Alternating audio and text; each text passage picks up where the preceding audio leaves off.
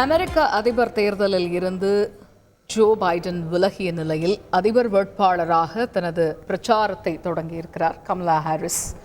வழக்கறிஞரா குற்றவாளியா என கேள்வி எழுப்பி தனது பிரச்சாரத்தை தொடங்கியிருக்கிறார் கமலா ஹாரிஸ்.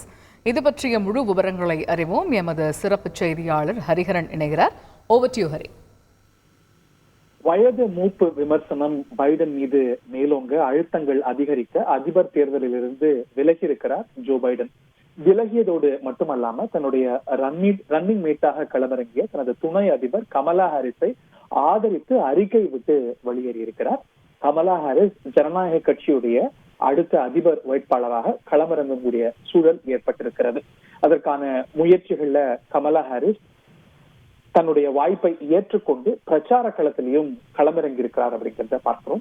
தன்னுடைய பிரச்சார கோஷங்கள்ல ஒன்றாக வழக்கறிஞரா குற்றவாளியா அப்படிங்கிற கோஷத்தை முன்வைத்திருக்கிறார். அதாவது கமலா ஹாரிஸ் ஒரு வழக்கறிஞர் அதிபர் வேட்பாளரா அதிபராக வேண்டுமா அல்ல நீதிமன்றத்தால குற்றவாளி என தண்டிக்கப்பட்ட ஒரு ஃபெலன் ட்ரம்ப் வேட்பாளராக வேண்டுமா, ஜெயிக்க வேண்டுமா அப்படிங்கிற ஒரு கேள்வியை முன்வைத்து அவர் தன்னுடைய பிரச்சாரத்தை முன்மொழிந்திருக்கிறார். அவருடைய ஆதரவாளர்கள் இந்த பிரச்சாரத்தை தொடங்கி இருக்கிறார்கள். பைடனுடைய பிரச்சார செயலகம் என்று அழைக்கப்பட்ட அந்த பிரச்சார செயலகம் ஏற்கனவே கமலா ஹாரிஸ் பிரச்சார செயலகம் என்று பெயர் மாற்றம் செய்யப்பட்டுள்ளது. அது மட்டுமல்லாது பைடன் வேட்பாளராக களமிறங்க திரட்டிய நிதியெல்லாம் கமலா ஹாரிஸிடம் ஒப்படைக்கிறதுக்கான பணியை பைடன் அலுவல் பூர்வமாக தொடங்கி இருக்கிறார். தன்னுடைய நிதி, தன்னுடைய ரிசோர்சஸ் எல்லாம் கமலா ஹாரிஸுக்கு மாற்றக்கூடிய முயற்சியில அவர் இடம்பெற்றிருக்கிறார். ரொம்ப குறுகிய காலம்தான் இருக்கிறது. இதற்குள்ள ஜனநாயக கட்சியில அவர் அதிகாரப்பூர்வமாக தேர்வாக வேண்டும். அதற்கு பிறகு மக்களிடம் போக வேண்டும். நேரம் குறைவாக இருக்கு அப்படிங்கிற காரணத்தினால உடனடியாக தன்னுடைய பணிகளை தொடங்கி இருக்கிறார். முதல்ல ஜனநாயக கட்சியுடைய முன்னோடிகள், நாடாளுமன்ற உறுப்பினர்கள், ஆதரவாளர்கள் இவங்கள்ட்ட எல்லாம் தொலைபேசி மூலமாக ஆதரவை கோர ஆரம்பிச்சிருக்கிறார் கமலா ஹாரிஸ். அந்த ஆதரவு அவருக்கு தொடர்ந்து வந்து வருகிறது. வெளிப்படையாகவும் பலர் என்டாஸ் பண்ணி வராங்க.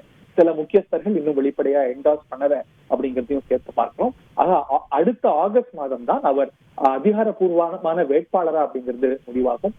இன்னும் வேறு யாரும் களத்துல இறங்குறாங்களா, போட்டியில இறங்குறாங்களா ஜனநாயக கட்சியில அப்படிங்கிறதையும் பொறுத்திருந்து பார்க்க வேண்டும்.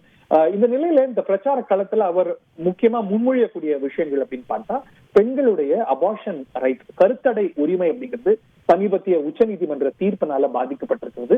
பெண்களுக்கு கருத்தடை உரிமையை கொடுக்க வேண்டும், அவர்களுடைய உடலுக்கு அவர்கள் தான் உரிமையை கொண்டாட வேண்டும் அப்படிங்கிற ஒரு பிரச்சாரத்தை அவர் முன்மொழிய போகிறார். அதை முன்னிறுத்த போகிறார். ஜனநாயகத்துக்கு ட்ரம்பால் ஆபத்து அப்படிங்கிற கருத்தையும் அவர் முன்மொழிந்து பிரச்சாரம் செய்ய போவதாக கருத்து.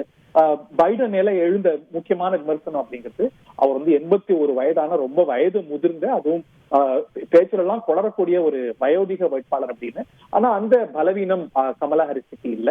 ட்ரம்பை காட்டிலும் கிட்டத்தட்ட 20 வயது குறைந்தவர். அவருடைய சவால்கள் அப்படின்னு பார்த்தா அவருடைய இனம், குறிப்பாக பெண்ணினம், அது மட்டுமல்லாது அவர் ஒரு கருப்பினம் மற்றும் தமிழினம். இதெல்லாம் பிரச்சார களத்துல அதுவும் வெள்ளையின வாக்காளர்களை வெல்றதுக்கு அவருக்கு ரொம்ப ஒரு சவாலான ஒரு விஷயம். அந்த சவாலை எல்லாம் அவர் எப்படி கடக்க போறார் உட்கட்சியில பொதுமக்கள் கிட்ட அப்படிங்கறத நம்ம பொறுத்திருந்து பார்க்கணும். அப்ப இந்த அதையெல்லாம் கடந்தவர் வென்றால் அமெரிக்காவுடைய முதல் பெண் அதிபர் அப்படிங்கிற ஒரு பெருமையை பெறுவார். அவர் நமது தமிழக வம்சாவளியை தாய் வழி சேர்ந்தவர் அப்படிங்கிறது குறிப்பிடத்தக்கது. அவரது தாய் வழி மூதாதையர்கள், அவருடைய தாத்தா எல்லாம் துளசேந்திரபுரம், திருவாரூர் மாவட்டத்தை சேர்ந்த துளசேந்திரபுரத்தை சேர்ந்தவர். அவரது தாத்தா ஒரு மிக முக்கியமான இந்திய ராஜாங்க அதிகாரியாக, ஒரு சிவில் சர்வெண்டாக இருந்தவர் அப்படிங்கிறது குறிப்பிடத்தக்கது.